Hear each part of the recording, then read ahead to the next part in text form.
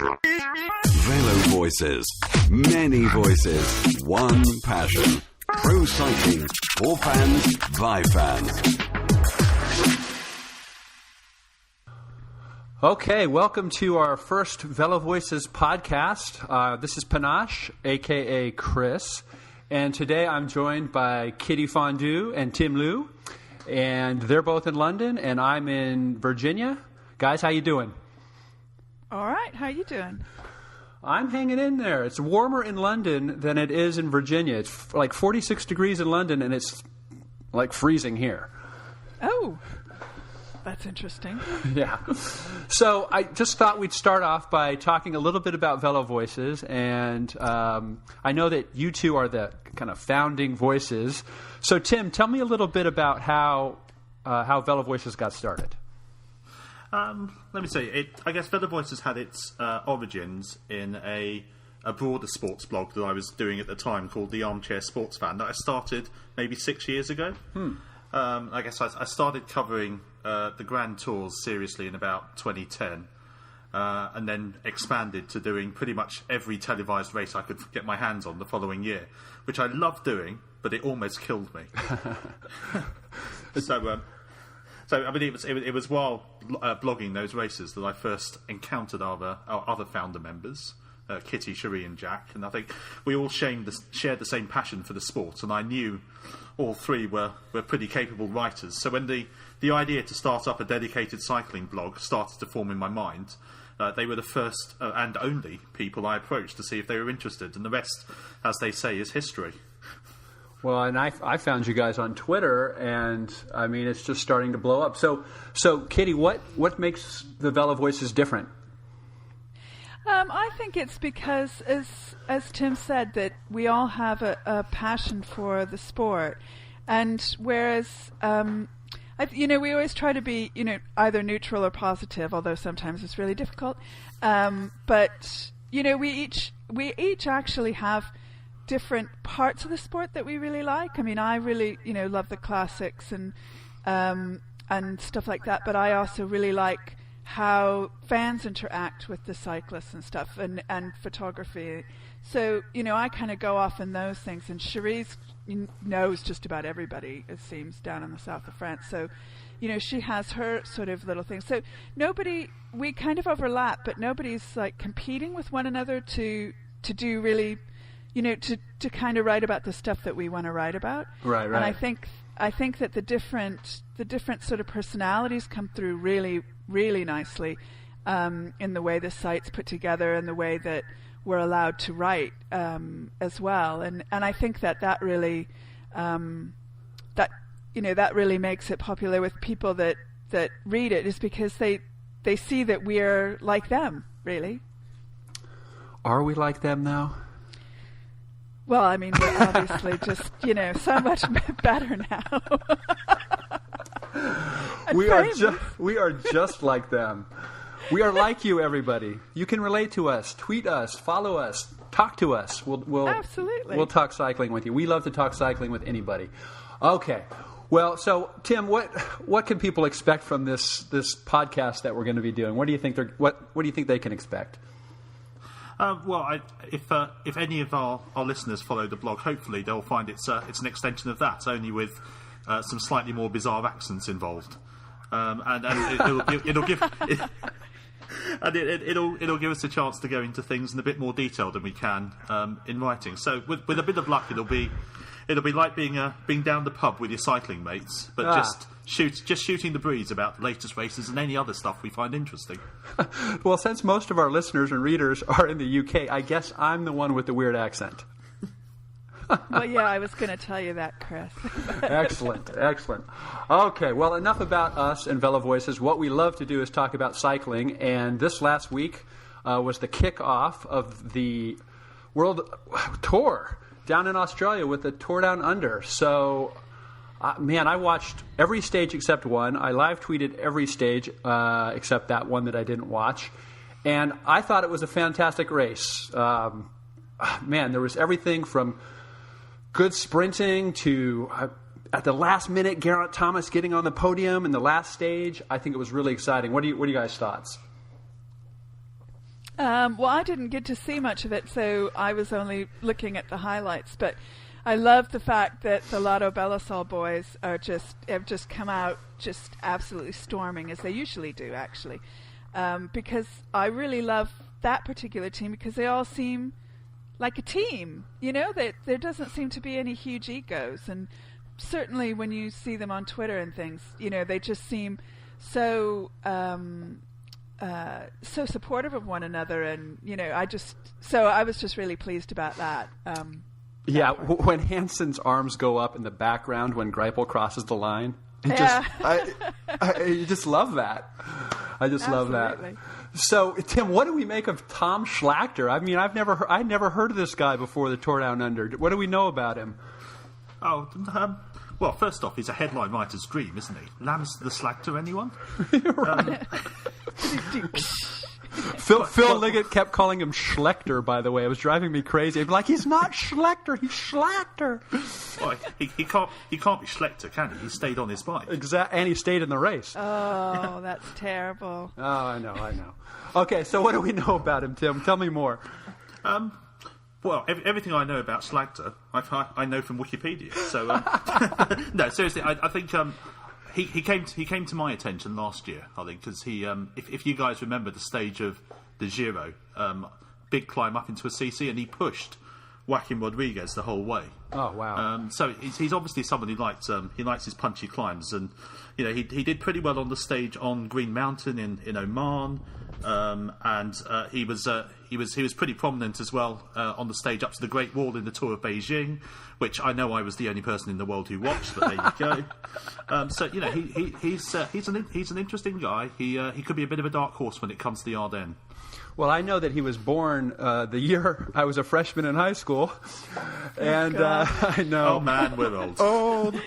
And you know, his first year of racing in the Pro Tour was last year, and this was his first stage victory in a stage race, and then he goes on to win the whole thing. So an amazing performance by those guys. I mean, what a great race for Blanco to start the season. You know, when I think about Blanco, I'm like, oh, I still want to call him Rabobank. But this is a great way for them to get their name out there. So a lot of other things happened. I mean, Phil Gill, that guy, his form looked good. And I was really, I was a little bit sad for him on that corkscrew climb that he got caught behind that crash. But what can we look for him during this classic season with his form being good so early? Yeah, I think you know, obviously the getting caught up behind that crash scuppered his GC hopes. But I guess, you know, what he was looking to get out of it was a little bit of get some race miles into those legs. He had a good run out on stage 4, I think it was, when he was in the break all day. And yeah, his form looks pretty good, given that it's early days in the season and he's looking to peak in March and April. Yeah, and Kitty, what do you think about the black on the shorts? Should they be black and white, or should they be all white?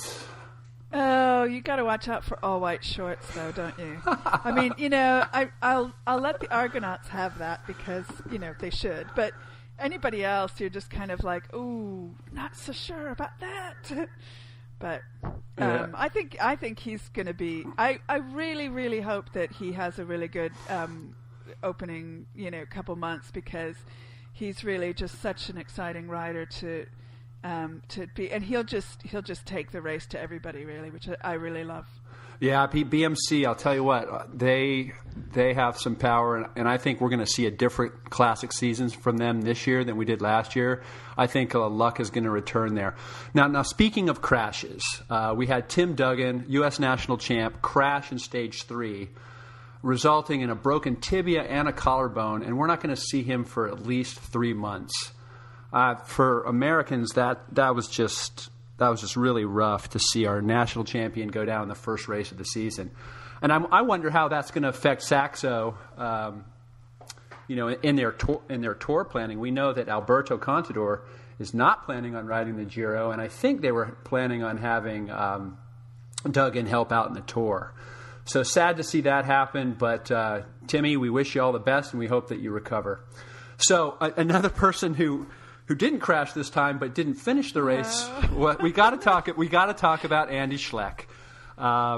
Schleck.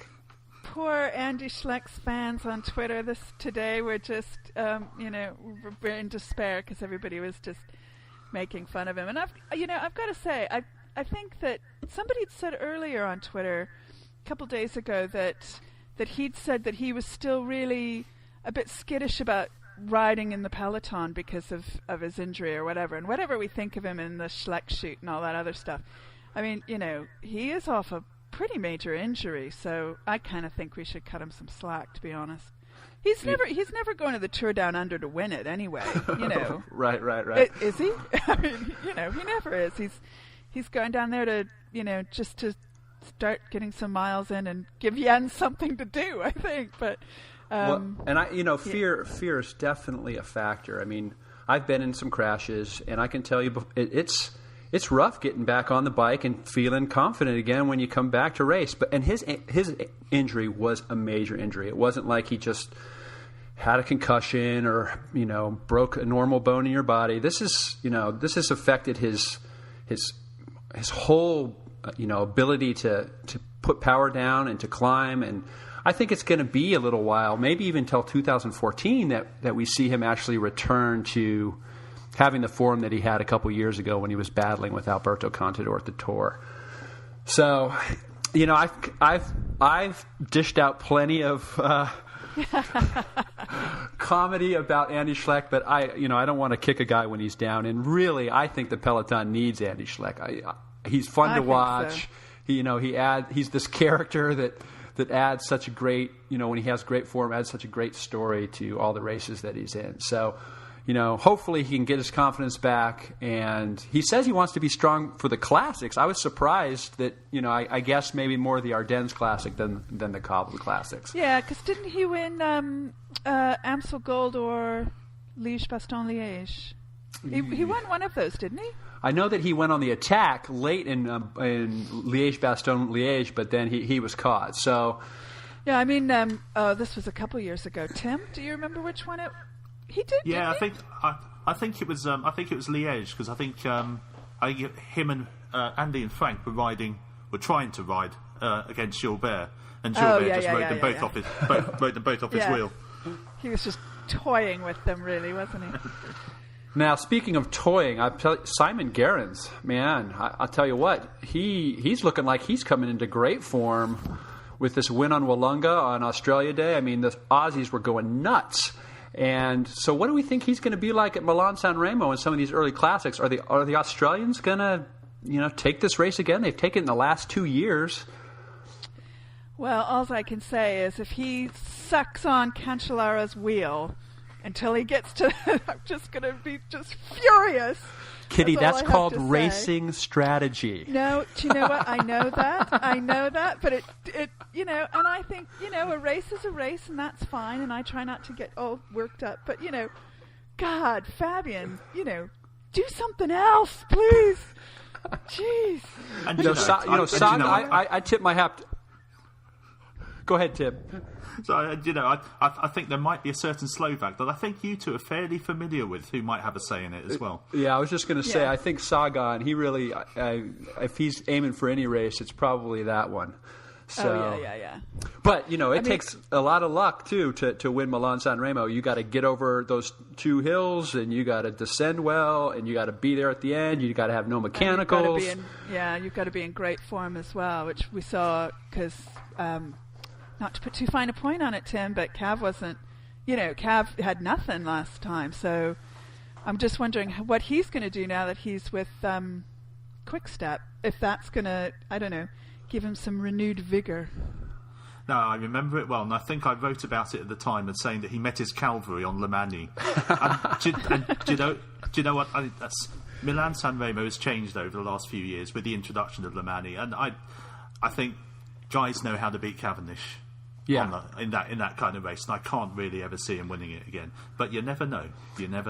I could see I could see a rider like Bosenhagen winning it, though. I mean, it's these guys like Sagan, Bosenhagen, Gilbert.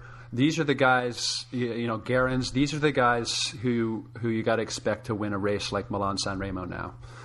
So we will see. Okay, Tim, tell us what's coming up in the next couple of weeks. Oh, in the next few weeks. So the World Tour goes back into hibernation for a few weeks until Paris-Nice, which is the beginning of March, I think. But in the meantime, we've got some pretty decent races coming up, I think.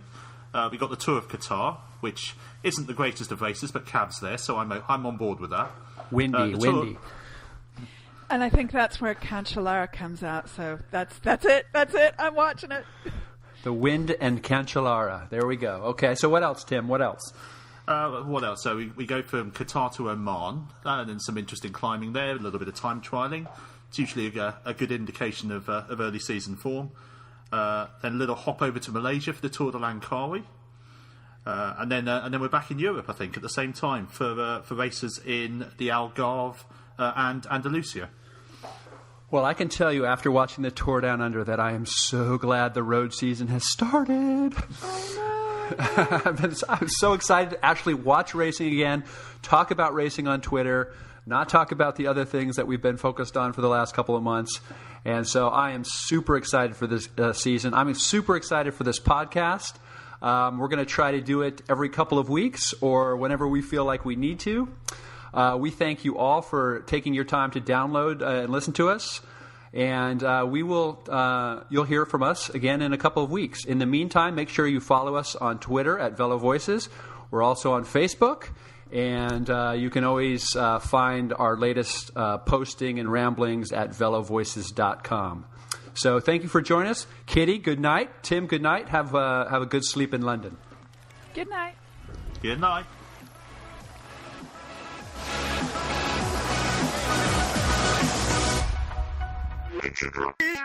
VeloVoices. Many voices. One passion. Pro cycling. For fans. By fans.